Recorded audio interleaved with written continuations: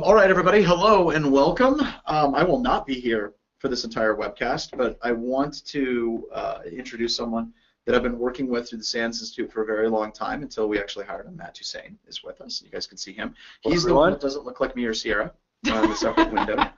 And are you down in Texas right now, in an undisclosed location? I'm actually in an undisclosed location in California. Oh, in California. The in-laws' front porch. All right, cool. So let's back up for a couple of seconds and talk about why I think this particular webcast and the work that Matt's been working on for over a year before he even joined us is so incredibly important. By the way, he's rocking a SANS Net Wars shirt, so check that out. We're big fans of Net Wars. Yeah, just yeah, kapow. I'm going full redneck. Reflects a little bit here. So if you look at what Bo and Mike released last week at the Wild West Hackin' Fest, it was very heavily tilted towards attacking cloud services, basically attacking Google two-factor authentication, Google Apps domain. And by the way, just so you guys know, Google responded to everything we discovered, and they basically said, we don't see that as a problem at all. So we're happy because, Matt, we're going to be able to use those techniques for the next year and a half breaking into organizations. So that's cool. But there's more to it than that. A lot of the traditional things in computer security, endpoint security, is actually catching up. If you're looking at things like Carbon Black Protect and some of the products that are out there, whenever they're properly configured with application whitelisting, they're extremely difficult to bypass. Not impossible, but they are extremely difficult to bypass. When you're talking about traditional command and control channels, a lot of those are being detected very easily. So we're trying to branch off and find additional ways to break into organizations, gain access to sensitive information, and also more creative command and control devices that are available for C2. And that's where Prismatic actually comes in, and comes in very, very well. I remember when Matt first told me about this, I was like, what the hell? And he kind of explained it a little bit more. And it is very, very cool. And the whole point of why we do these types of things, just so you guys all are aware, is we come up with new techniques to break into organizations, and we spend a tremendous amount of time talking about ways that we can help our customers defend their organizations against these types of attacks using tools like Rita, Active Defense, Harbinger Distribution. Melissa Bruno is going to release a script to help against the Google calendar injection, event injection attack that Mike and Bo released. So we're always trying to increase what's actually going on, but also another webcast. Also, we're trying to push forward what happens in Red Team. One of the main reasons why I hired Matt was because he is an incredibly offensive-based security researcher, and I know that sounds weird, right, without the right context. But he's all about breaking into things and does a fantastic job of it. So this is, I think we've already covered this. This is Matt's first webcast with Black Hills Information Security. Unfortunately, I cannot be here for this webcast because right now Paul is Skyping me for Enterprise Security Weekly, but I wanted to give him a proper introduction and a proper send-off to the Black Hills Information Security family. So Matt, please, no, we're not going to say that. Matt, please say hi to everybody. Everyone, please say hi to Matt. Yes, Scott. I know Scott. Finally, someone I know. The inmates are going to run the asylum. Absolutely. So thank you so much, and Matt, please take it away. Everyone's saying hi, Matt. Hi, Matt. Hi, Matt. Hi, Matt. High fives from everyone. That's cool. I promise to only be marginally offensive this time around.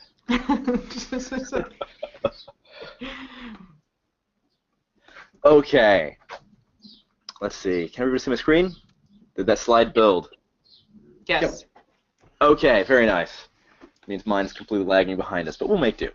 So the idea behind Prismatica, the project at least, is I don't like to write reports. So I wanted to have some way to automate a lot of that and make it a little quicker. And this sounds like it's completely out in left field from JavaScript C2 and bypassing endpoint security or making it irrelevant. But it all kind of ties together. At the end of the day, what we don't like to do is dry, right? Don't repeat yourself.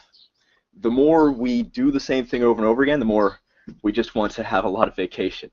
So the idea was, instead of using a system for C2 and then having to jump to another one and another one and another one every time one maybe got caught, or to see which one worked best for a given assessment, say Meterpreter, MSF console, or any given Meterpreter you might use, an HTTPS Meterpreter or a DLL-based Meterpreter, maybe using Empire, PowerShell. Having a lot of trouble with PowerShell these days. A lot of endpoint security is starting to catch up on that, and opportunity case for Empire and PowerShell in general is starting to recede fairly quickly.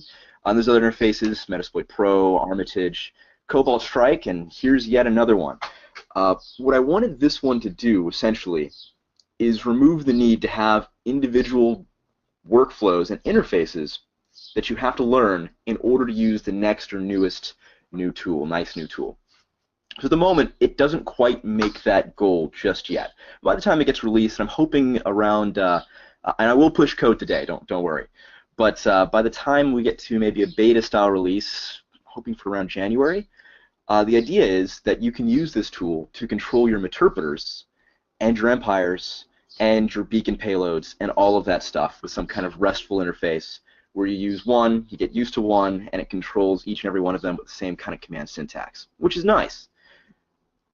But if you take that one step further, this is abstraction of the interface, if you will, but if you take it one step further, we can abstract other things, and we should. For instance, the reason we have to jump from Empire to MSF Console to Cobalt Strike on a regular basis isn't because the technique that the tool does is getting caught. It's because the tool itself is getting attacked endlessly and endlessly by any given endpoint solution, and they're not necessarily targeting the actual problem. They're just targeting the tool itself. So the idea of having your cake and eating it too is, well, I don't want to have to re-implement Mimikatz in PowerShell because PowerShell is what we do today, or .NET, C# because that's what's coming up here soon in the near future, or JavaScript because that's where we move to after that. I don't want to have to keep re-implementing every one of the pieces of my toolkit every time the say platform that you're using shifts to something else. Take, for example, one specific case. We use Meterpreter here as an example just because it's a little bit easier to kind of bring in the front of your mind. So with Metasploit, we are seeing a fair number of HIP solutions host intrusion prevention systems that are triggering not on the payload, and this isn't behavioral-based detection either, though they may tell you it is. It's triggering on a signature for the C2 of the actual system. We were talking on BHS email earlier today actually about Symantec doing this for Amazon. I think Joff might be doing a blog post on that here in the near future. No, there's a blog post coming for that. Yep. And so the idea there is it's not a behavioral-based characteristic of how the C2 works for bad C2. It's a signature of Cobalt Strike C2 in a very specific case. Bypassing that is trivial, but we shouldn't have to keep doing this over and over and over and over again. It would be nice to have your cake and eat it too. So going down that path, if we look at command and control, C2 is one of the things that gets some of our control interfaces, like MSF Console, interpreters, our backdoors, it's one of the things that gets them caught.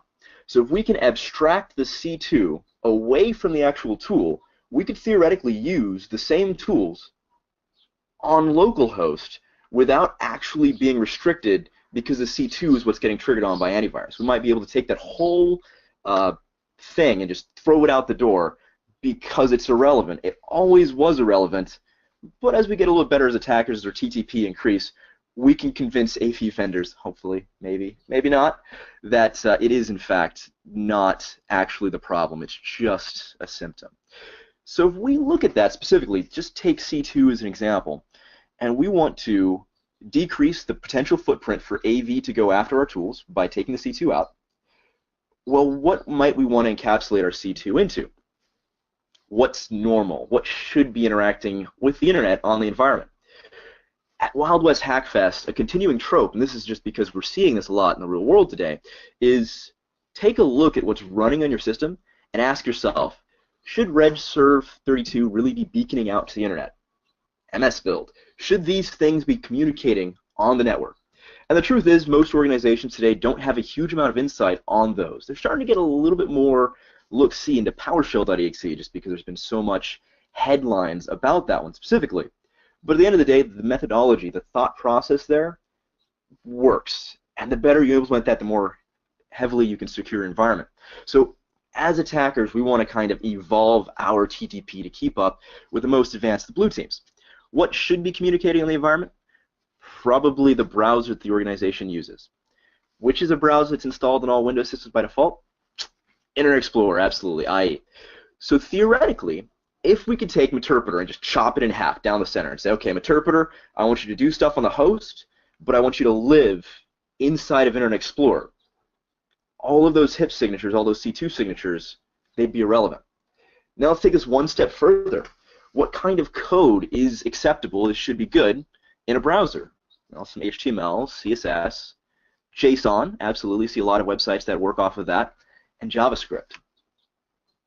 There's no real scenario in the world today where you can actually have an organization that's filtering out 100% of JavaScript and still maintaining legitimate network connectivity in their browsing sessions.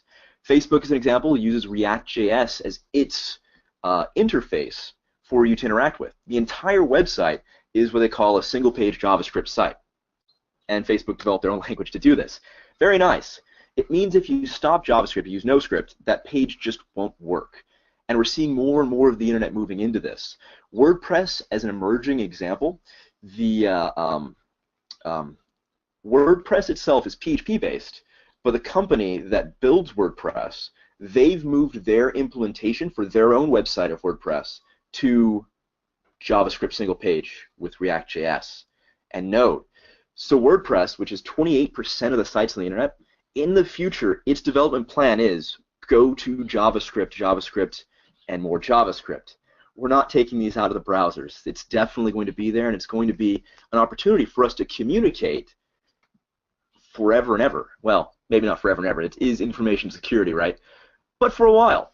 Now, I take that one more step further. What about sites? So we've got C2. C2 is two components, the first component being the channel, and the second component being the destination.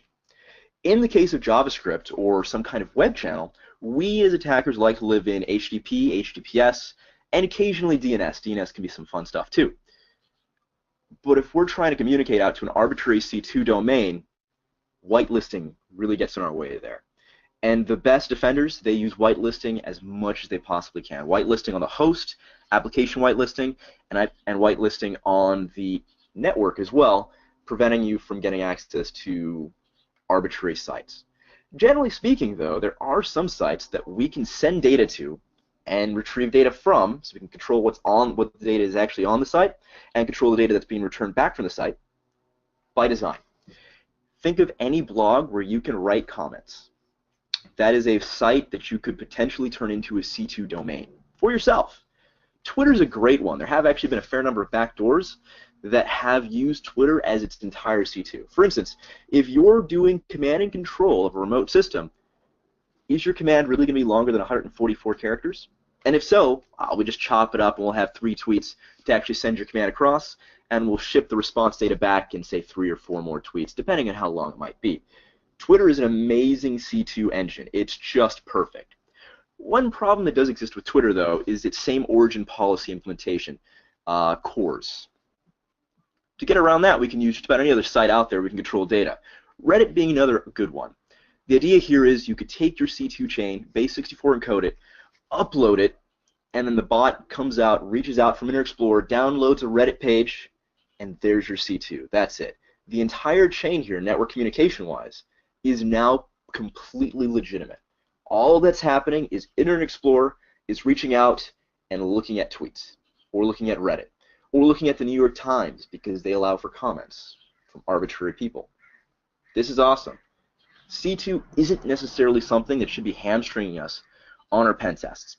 And so Prismatic as a project exists to do that kind of thing, to abstract different components of the pen test, of our toolkit as pen testers, and make it work in all situations, in all circumstances and environments, hopefully.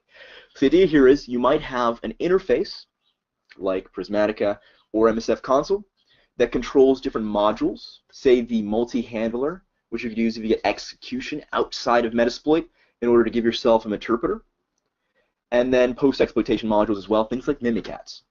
It would be very nice if you could use each of these with all of your tools transparently, and that's kind of what this exists to do. Fortunately, these days, a lot of the different interfaces and different tools, they actually work with some kind of remote procedure call based on a JSON RPC. This is how Empire works, and Metasploit also has an RPC. So what Prismatica will grow into is a control interface for the RPCs of all the other systems, so that you can control anything and execute anything that you'd like to or need to from exactly where you're at. Now, to bring that way back to what I talked about in the very beginning, me being absolutely crazy lazy and not liking to write reports, here, all things that you put into the interface command-wise, they're saved, time-stamped, event-driven, and then you can always pull them back out in order to generate your report afterwards.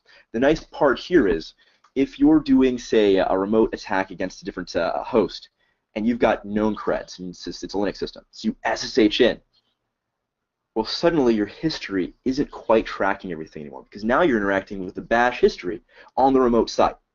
The idea here is that even if you're in some kind of authentication or login or remote control portal, telnet, you name it, SNMP, Prismatica should have an interface to control that and then log both send and response data so that you can pull it back and attach those as events to a finding that you may have. Eventually, maybe automatic generating reports. That's still a ways out, though. The idea is everything encapsulated in one, but still having your tools. Instead of building an interface that is new, this is an interface that's just all the old stuff, but together, so that you don't have to worry about losing it. Because I suck at screenshots. That's really what the idea behind that all is. Then if you look at your actual backdoor, you may have something you call a stage 0. It's a little bit of an amorphous topic. With a stager, say interpreter, a reverse TCP interpreter, you've got a stage 1 and a stage 2. The stage 1 executes, downloads the stage 2, invokes that in memory, and then you've got your backdoor. A stage 0 is what you might call a dropper. But there are some gray lines here between the beginning of stage 2 dropper-based malware all the way into a stager, so it's kicking off that stage 1. And the idea here is execution and what gets you that execution. That's the other thing that I'm trying to abstract here. For instance, we're doing a lot of execution these days with PowerShell. But to be fair, the invoke expression stuff that's just standard operating procedure these days isn't necessarily going to be any different than when we have Windows Scripting Host. Time for a real quick demo. All right. That's right. This thing's in the background. People have been asking for demos in the question, so here you are. Yep, here's demos. So Windows Scripting Host, if you notice here, and I'm going to... Actually, sysinternals always breaks this, so I'm not going to do it that way. Zoom. No, it's magnifier. Okay, so if you notice here, this file is called test.doc, and it's got a little scroll icon. To the initiated, this obviously looks suspect, but to most users, it says .doc, might even say .docx, and there's a little scroll thing going on there, a little piece of paper, it's a document, right?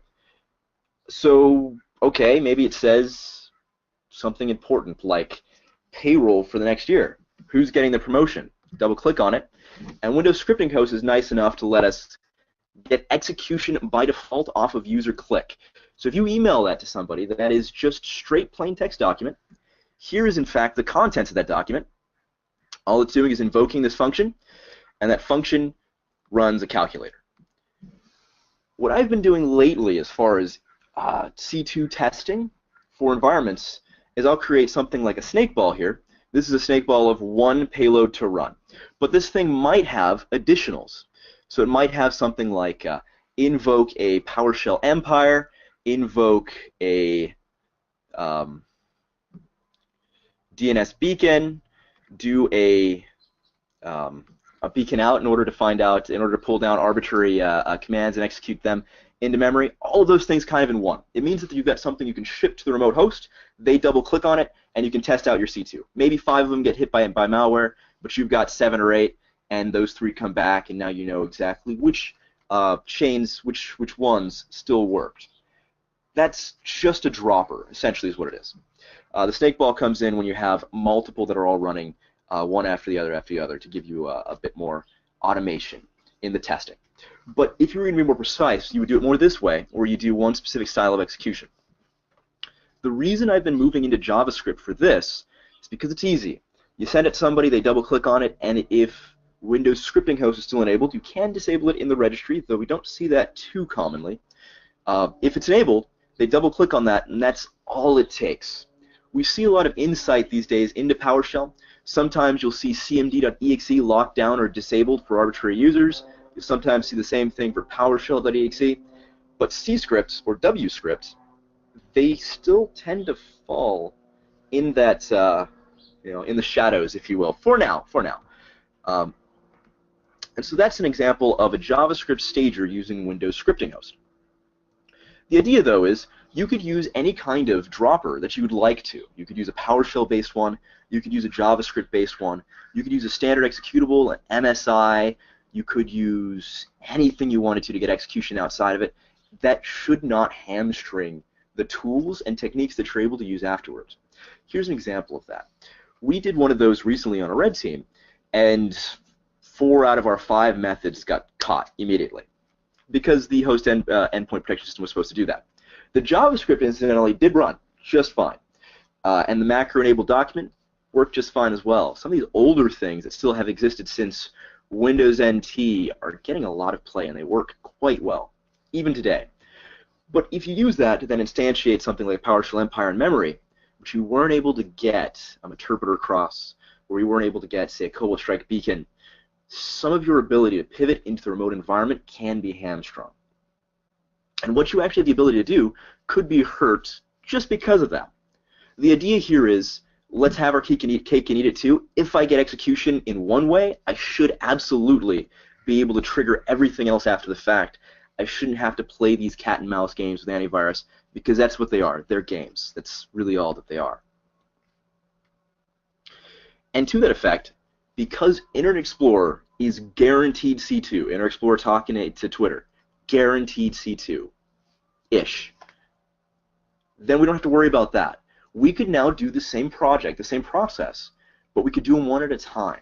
So the snake ball is very loud. On a red team, that's a bit unfortunate to have to do, maybe if you're time-bound, because you're executing 5 or 6 things, almost guaranteed that something in there is going to get flagged by AV.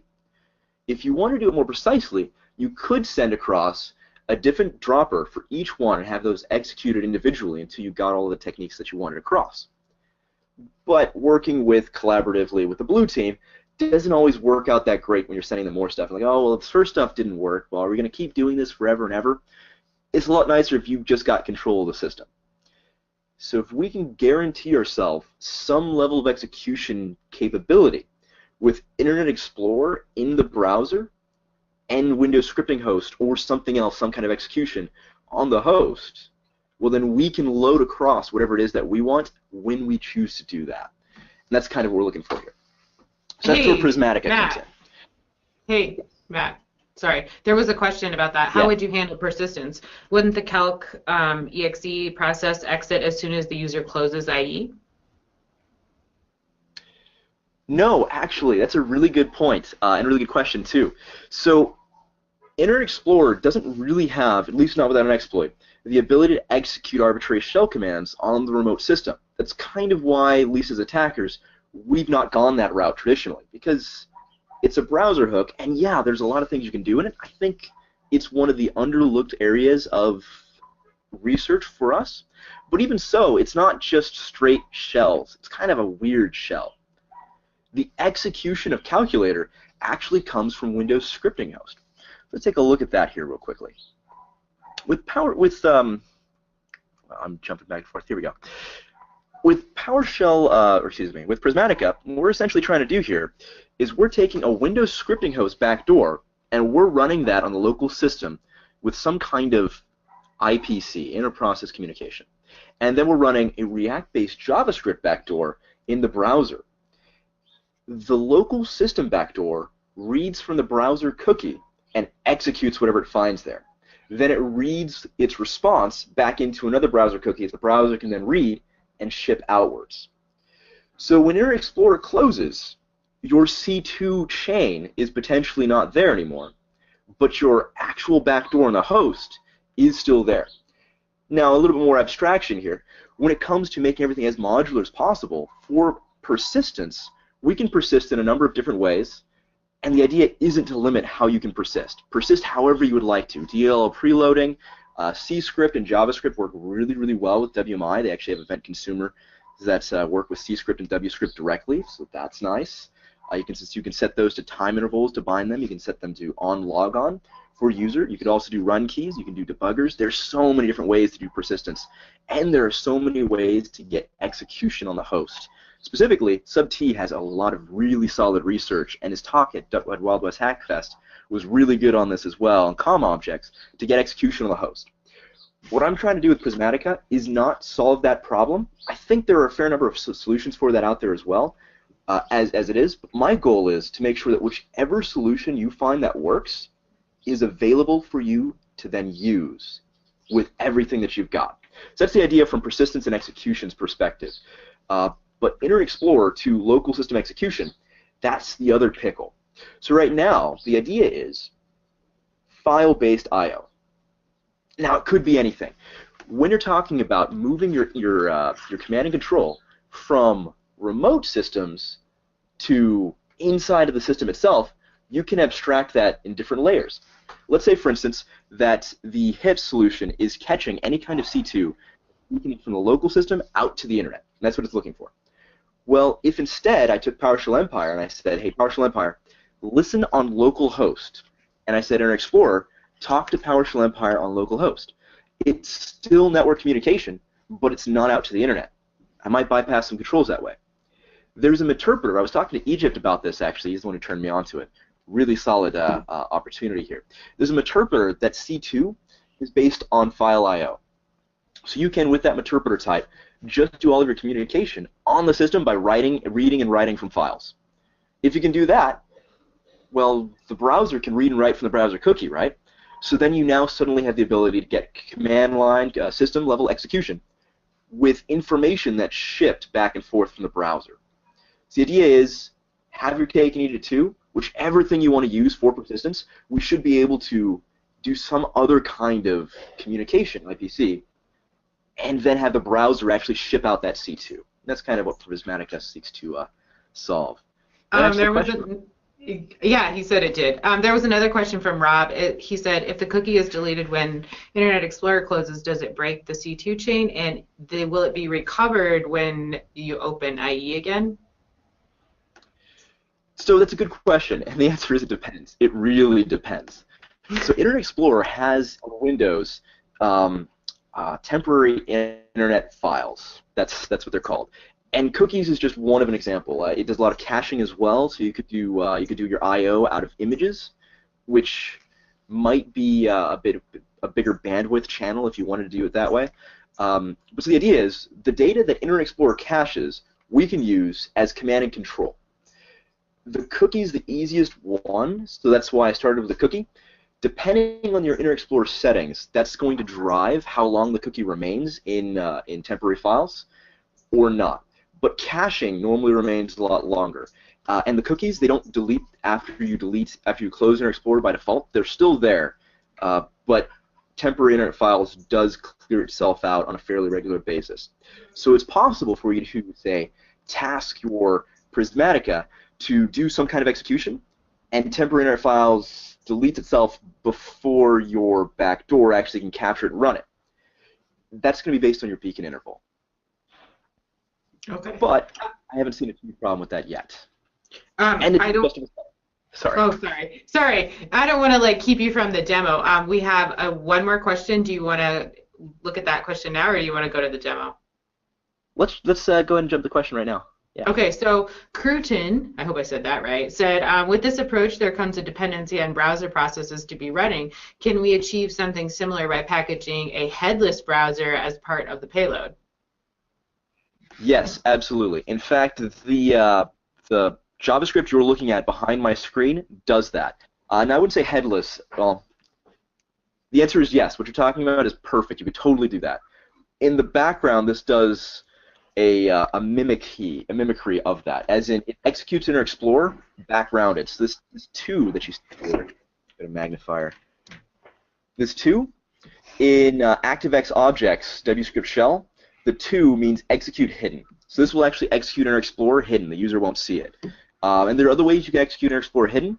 There's also WScript that you can use to hide the whole thing. So if you saw when I double-click that history or that the test.doc.js file, it opened up a command prompt, and that opened up a shell. It's possible to hide, or excuse me, that opened up a calculator. It's possible to hide one or both of those if you want to with JScript or VBScript or whichever your preferred is. One way you can do that is just by setting the execution option to 2. That will actually execute it hidden. But you're right. If you ship another browser to the remote system, then you have even more capability. And here's where it gets interesting. Prismatica, here I'm going to jump to demo. This GUI right here is written in something called Electron. And so what Electron is it's JavaScript compiled and shipped with the Chromium browser. So this is actually a browser, a web browser, that gets compiled into an executable with JavaScript. You double-click on the executable and it opens up the interface. That's really nice from a cross-compatibility perspective and is shipping it everywhere. It means that Prismatica runs on Windows, it runs on Linux, and it runs on OS X. Because all I do is compile the JavaScript, because you can do that now, yay. Compile it to a different architecture. That's really nice. It's also really nice for us. The backdoors I've been using right now, and so far, they're WScript focused and Windows scripting host, just because it's really easy to get that double click from a user and then you've got execution, which is really nice. But if you want to have higher level execution and have it all in one, you could technically compile it into Electron and have that execute hidden, and since it's now running on the system, you can encapsulate C2 directly. So you can actually force sockets through it and pull that out. I haven't written this yet. I'm not quite done with it at all. But that's the next stage 0 that I'm going to be working on is an Electron-based JavaScript backdoor. Because then you have an exe that's still JavaScript, and if you look at it on the host, it looks like Chrome because that's what it is. And that's nice. Any other questions here? I think that was it. There was one question, but I think we crowdsourced the answer. Is Chrome or Firefox or IE better or worse at handling the scripts or stopping them? Most people said IE sucks. Yeah, IE does suck. That's a really good question. The answer is it shouldn't matter because JavaScript is JavaScript. However, I've been seeing some really, really weird stuff in Internet Explorer and certain things working that I didn't expect to work because I was going to build a bypass in that I didn't have to build because I was using Internet Explorer. So for instance, the demo I'm about to go through does not work on Chrome or Firefox. I do not know why it works on Explorer. The answer is, I know why it doesn't work on Chrome and Firefox. It's cores. That's how it's supposed to work. I built the backdoor and I intended to do the bypass, but I didn't need to for Chrome or for Internet Explorer, so I just didn't actually add in those like 3 lines of code. It's not hard. But for some reason, it just worked. And that's been my experience with Internet Explorer throughout its years of existence, is that everything that's supposed to be there is there. As in, if you look at the product, it's there. But it doesn't always work right. So I'm doing some research on that right now. There'll probably be if it turns out that I'm not crazy, and that Internet Explorer really is messing something up badly, there'll probably be a blog post on that too. So the answer is JavaScript should work everywhere, but Internet Explorer is weird, and weird in a good way for us as attackers. Edge is another question. Internet Explorer and Edge are essentially the same browser, but Edge has some weird stuff built in. So the Smart Screen, as an example, integrations with Internet Explorer and with Edge are slightly different. So it's just easier with Internet Explorer because you're guaranteed that anything will work, because even if it shouldn't work, it still might. And all the other browsers, if it should work, it'll work. Cool. But essentially, all the different browsers, they should work just fine. Long term, the dropper is going to evolve such that it detects what the default browser is for the user and uses that as the C2 browser, as opposed to just Internet Explorer. For now, though, it's just running Internet Explorer because it was easier. All right, demo. Okay. So this here is Internet Explorer. Yay, Bing. If you're not using Bing, you should not. Because I'm really cool with names, all of my C2 tools are named something Harry Potter. Because I'm really cool. Nerds. Yep. And so I actually wrote a PowerShell backdoor in 2014. This was before Empire had come out. And so I was writing this backdoor, and a good friend of mine contacted me and said, hey, at Vera's group, we're writing a backdoor too in PowerShell. You want to see which one's better? And so we both released them, or we both beta test them at the cyber defense exercise in DC that April. Needless to say, Empire is a backdoor that's out there, and mine didn't get released because it got crushed, because Will Schroeder loves to do the same things I'm doing, except a ton better. A ton better. So there's probably going to be a tool release like tomorrow by Will. That's awesome. Because I've come to expect that. Every time I do something, he just does it better. Good on him. It's okay. That backdoor was actually in collaboration with the military, and their code naming system for these things was Raven for PowerShell stuff, and then some kind of thing in the back. So I named this one Ravenclaw arbitrarily. It wasn't anything to do with Harry Potter at all. But then I thought about it. I'm like, hey, I want a Python backdoor. What am I going to name that? Oh, Slytherin. Huh. That's pretty obvious. And it just went on and on from there. So the actual backdoor that we're going to be using here is called Gryffindor, because that was the next one on the list. There we go. And the whole framework together is called Diagon, as in Diagon Alley. So it's Diagon Attack Framework, and that's just the C2 tools that are behind the scenes doing the work in Prismatica. So in Prismatica right now, and I'm going to do a push later on today, which should have the full C2 chain, but think of this as pre-alpha, because it is. It's really buggy. For example, none of these buttons have been implemented yet. Right now, I'm building everything from the command line first. In the past, I've done this the opposite way. I wrote the program Subterfuge, the man-in-the-middle attack framework, and it's a little broken right now, and I need to go back and fix it. But one of the reasons it's broken, and one of the reasons it was a nightmare to keep up to date, is because I wrote it GUI first and command line second. The revision that I'm working on right now is the opposite. It's command line first, GUI second, which means if something breaks, there's always a command line workaround, and I can actually easily patch those things.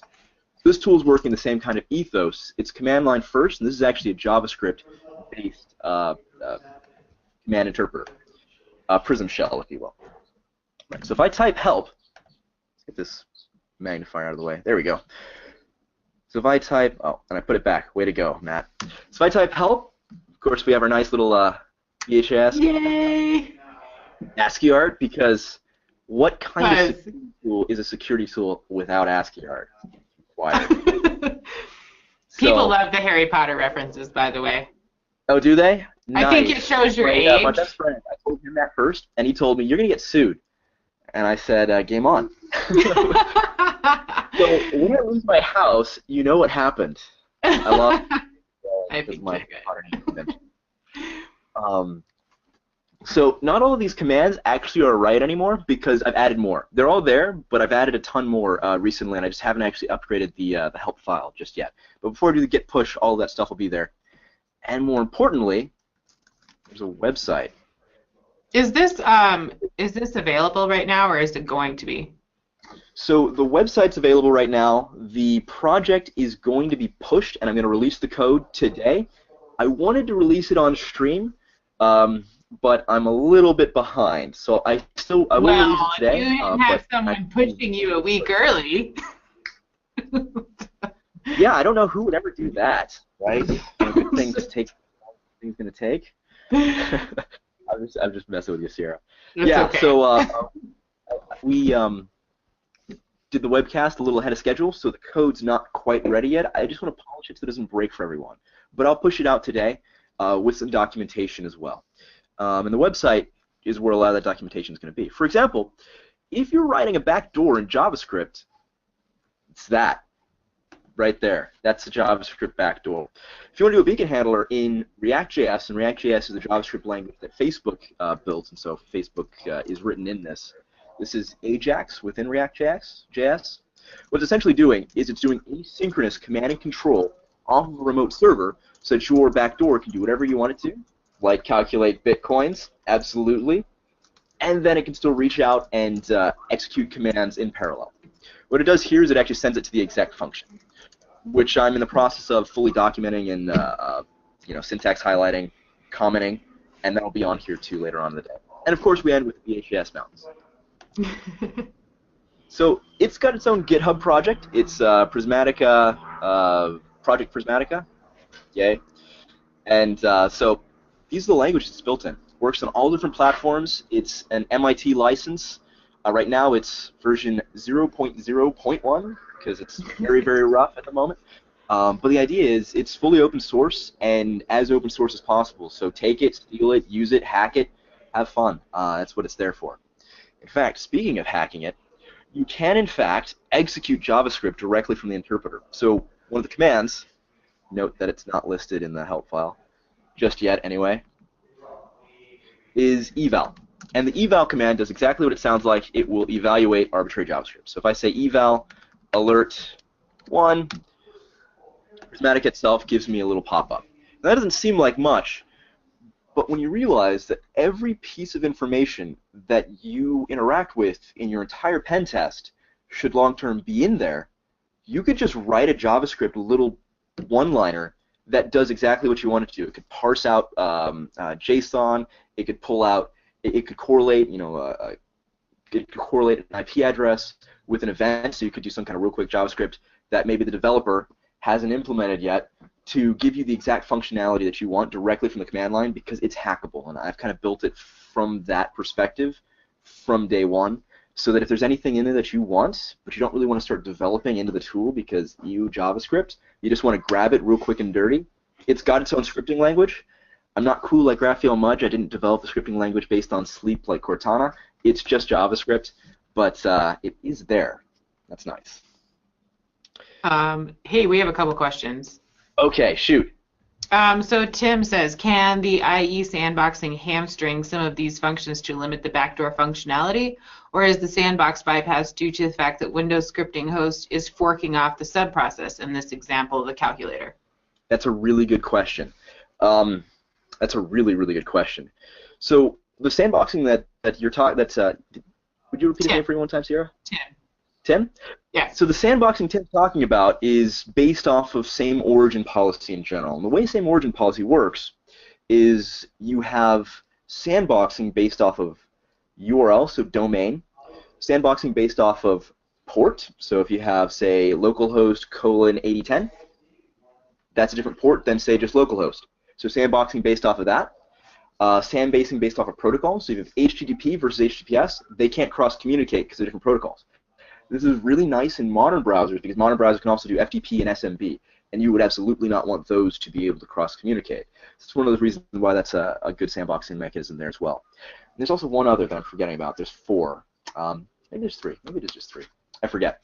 On Twitter, we posted a white paper on the tool, and it actually goes through all the sandboxing mechanisms, exactly how they work and how to bypass them. So the JavaScript code is actually annotated in that white paper as well. And we will put that white paper also in the blog post where we link the video, slides, etc. So. But to answer your question specifically, it does not actually apply. The reason why Twitter C2 is actually a pain in the butt for me, is because of that sandboxing. So what I would like to have is my C2 be able to connect to any arbitrary domain and get the response and post responses back. With Twitter, you have to authenticate into Twitter in order to post with OAuth. Most sites today have a CORS, a same origin policy, a header that you're allowed to set so that you can say, okay, from this domain, same origin policy is set, you're allowed to pull in information from others where it's also set. Twitter doesn't have this. So browser sandboxing is enabled there, and it prevents me from being able to use it as a authenticated C2 relay. Most websites do not, because today with single site web pages based in JavaScript, you want to have that kind of interaction between different systems. And so by design, most sites, it'll work on just fine. For Twitter, you can absolutely send information to and receive information back, just the OAuth sequence is broken because of the same origin policy. Cool. And one last thing on that one before I move on is same origin policy is bound to the domain, right? So if your C2 domain is twitter.com, I don't necessarily need to pull in C2 information from my IP address. My IP address communicates to Twitter, and the bot communicates to Twitter, and back and forth and back and forth. And that's all the browser sandboxing that actually comes into play. One thing that is interesting that you might see in our Explorer is a persistence mechanism that I would really like to have work that doesn't work quite as well as I want it to just yet. So this here is actually the backdoor loaded. It's loaded off of a file. And so that file is actually loading the JavaScript for the backdoor, but more importantly, it's located somewhere on disk. And I set the home page to that file. So you go to Internet Options, the home page. Yes, you can set local files as your home page in Internet Explorer, just fine. Just like that. Very cool. So now when you open up Internet Explorer, by default, it browses there, and it gives me a session. One of the really nifty parts about this is a tool called Rita that VHIS has for free.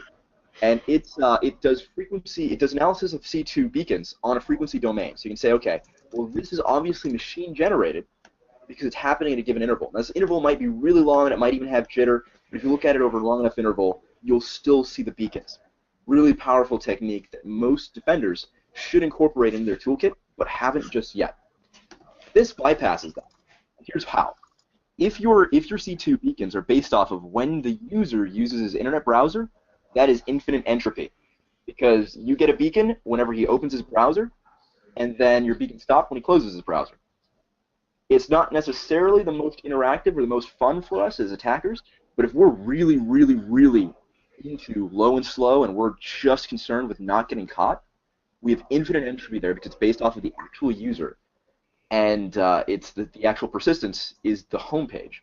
If you want it even a little bit better, have the dropper look at what the home page is, clone that website, inject itself in, and make that the home page.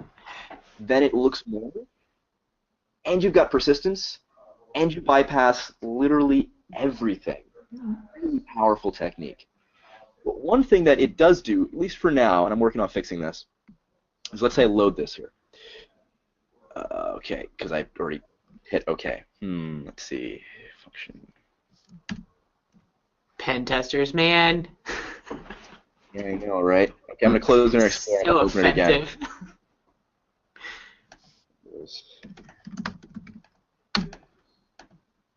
So if you notice here, it actually says Internet Explorer restricts this web page from running scripts or ActiveX controls. It's because the home page off of a file on the local system has JavaScript in it, and that's what it's saying. Did I just click that away on accident? Or did it just disappear? Huh, who knows?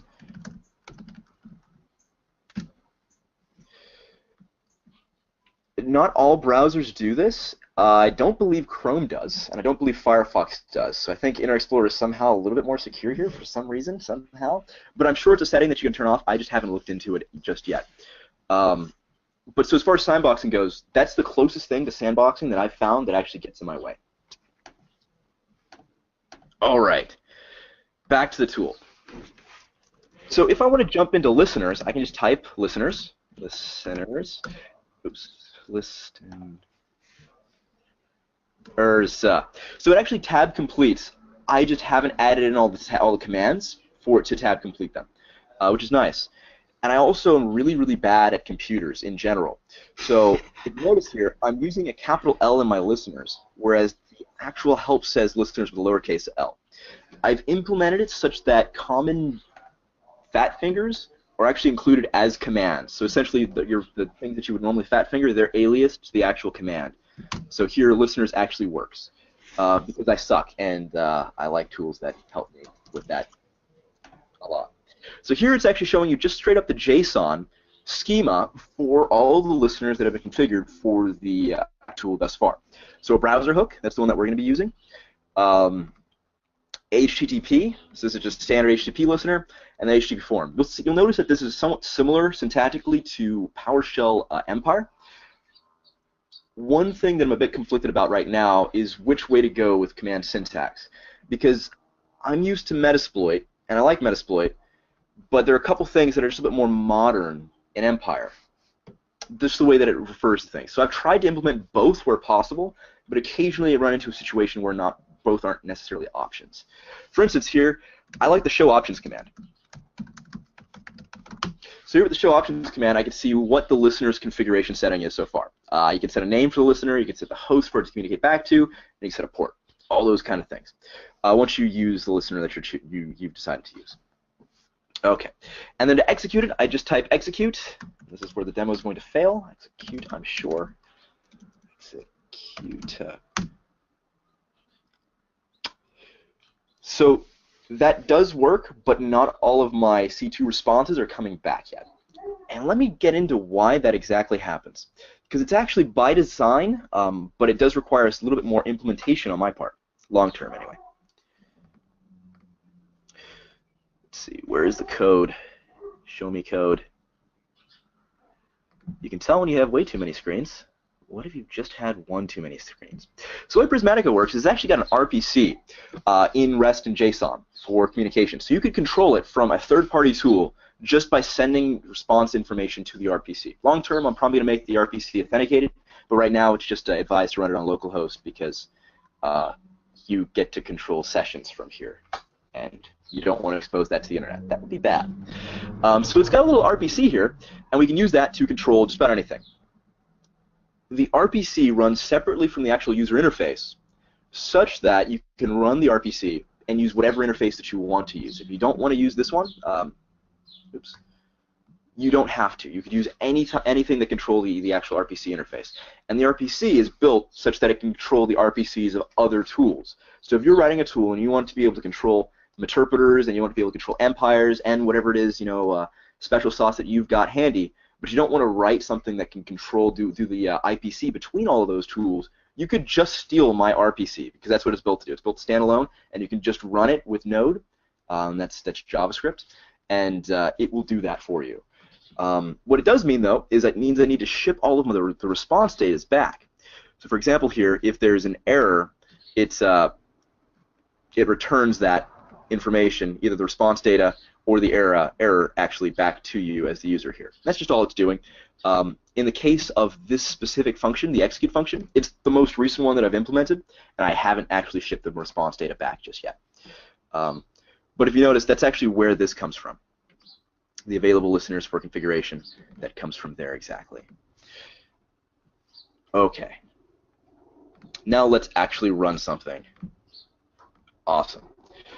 So first, to run something in the browser, the way you can do that is, forgot how to run my own tools. How do you run stuff in the browser? Help. Nope, I didn't implement the help just yet. Exec? No, task, that's what it is. Task, exec, alert 1. I'll talk about what this does exactly in just a second. Is the RPC not running?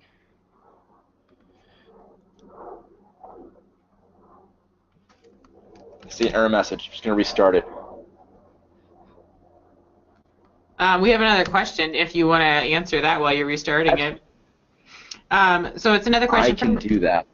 It's another question from Tim. He says, since the Prismatica UI can interrupt JavaScript, could you backdoor the attacker by crafting a valid response containing the JavaScript backdoor that is using to cause the compiled Chrome JavaScript to talk to my C2?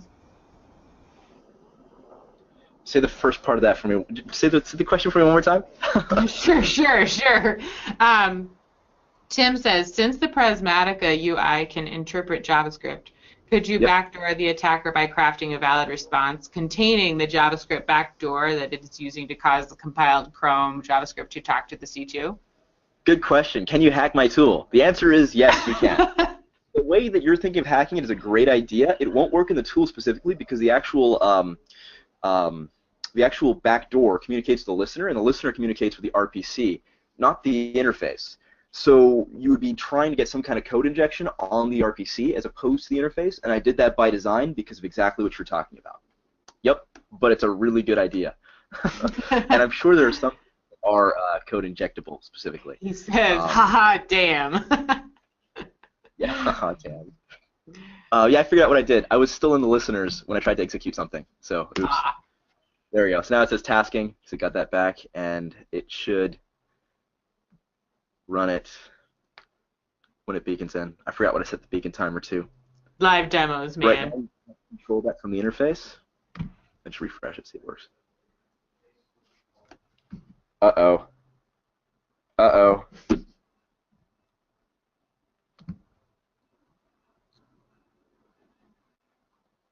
Oh, okay.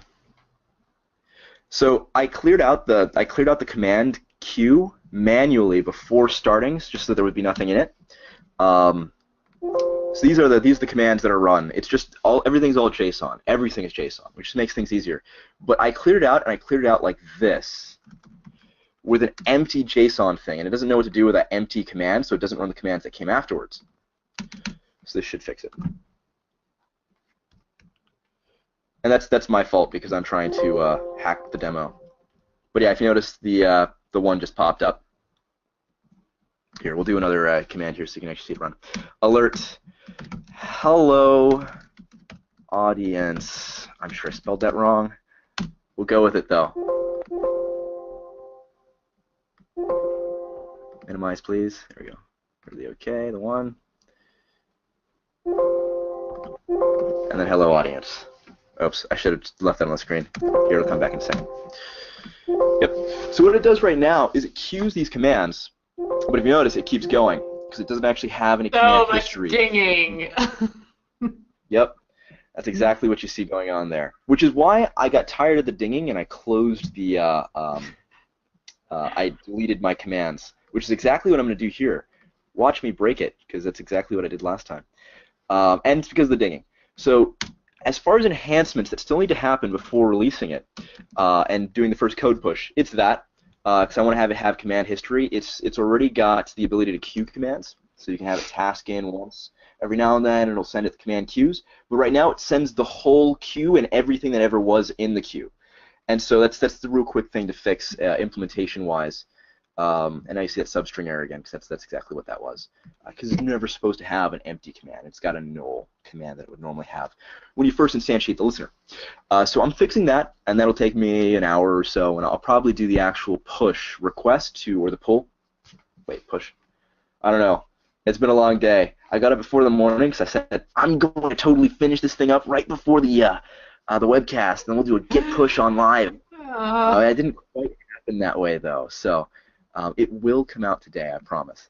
Now that said, caveat on that. I'm going to push code today, but it's alpha code, like very, very alpha code. So things will work, and other things won't. One other thing that does work, though, let me show that real quick, because we're still in demo time. Shell commands, too. So if you do shell, and then say notepad, actually let's do calc. Yeah, so I can pop calcs, too, because the command chain does itself work. It's just a little bit buggy, so we'll have to fix that here in the future. I'll do that today. So let me just tear apart this command real quickly, because it looks nasty, gnarly, and that's because it is, but that's because I'm calling it directly. So what Prismatic does for the console, since the idea and the goal long term is for it to be a console for all of your Backdoor and all of your C2 tools, is it allows for relative and absolute commands. So the task command is an absolute command to tell a certain agent or session to execute something. So right now I'm tasking a backdoor. Next there'll be actually a name for the backdoor here. You'll have to put the name in there. I haven't done that quite yet though. Tasking that session by name to execute this here specifically. Exec just means invoke it in the browser. You should be able to execute your interpreter sessions the same way once I've got that integrated as well. Now this is clunky. The idea though is, if I'm in the Prism shell, I want to be able to, from that context, execute on any one of my agents whenever I want to, right off the bat, without having to interact with it, find out what the session ID is or the name of the session is. I just want to run stuff. So that's what the idea is from here. Since it's command line first, not GUI first, and it's run stuff first, not run stuff when you're in the right interface. The fewer commands it takes to get to doing the juicy stuff, the better, in my opinion. So this is a clunky command to enable that. But long term, what you'll be able to do is you'll be able to say, interact with session or the implant of the agent or whatever it is that you've got, and then that'll change your shell context to the name of that agent. So for instance, right now shell contexts are implemented in listeners. And so now my prompt here changed to listeners. If I said interact session 1, or if I said interact session and then the name of the session, demo, then this will change to demo. And so you'll now be interacting with that session directly, and you can just execute commands directly from it without that clunkiness. Oh, and yes, it does do command history, so I'm just hitting the up arrow here back and forth. And it even does clear, which is really nice when you're setting up for a demo and you realize you just typed something really badly. And that's everything that's enabled in it. Right this instance, I'm going to go ahead and fix all of those features so that they work a little more seamlessly before pushing it out today. As far as next improvements that come over the next month or 2 months, these buttons I'm going to start to enable. These are all interface options that allow you to configure things without the command line. Right now it's command line first. The sideways shell icon is where everything is executable from. Long term, you'll be able to use this search bar to type in things like, you know, to search for things or to search for a certain host. Let's say you've got 1,000 different sessions. Cobalt Strike does a really good job of giving you a table that you can scroll through to interact with the guy of your choice. But a lot of other tools, Metasploit and Empire, they're open source tools, but if you've got a lot of sessions, it's really easy to get lost. Oops. All right, well, oh, sorry. Sorry to cut you off. What were you going to say, Matt? I was going to say, and you click on it, and then it'll have you interact with things directly, as opposed to using the command line for everything. Everything that's in the command line, there will be a GUI option for long term, over the next month or two. Back to you, Sierra. Oh, well, that's cool. If you guys do have to leave because it's 12, that's cool. We're going to record it. We just have one more question, and John also says, great debut, Matt. Awesome. But the question is, what was driving factor behind using RPC rather than WebSockets? Would WebSocket support seem a logical next step for the C2 channel option? So there's a couple things going on there at the same time. Let me address them individually. So the RPC isn't actually the C2 communication channel. The idea is that you can have your own C2 communication channel arbitrarily. I'm going to go into the actual file structure for the Backdoor here. Let's see. So here, under the source file, at least for now,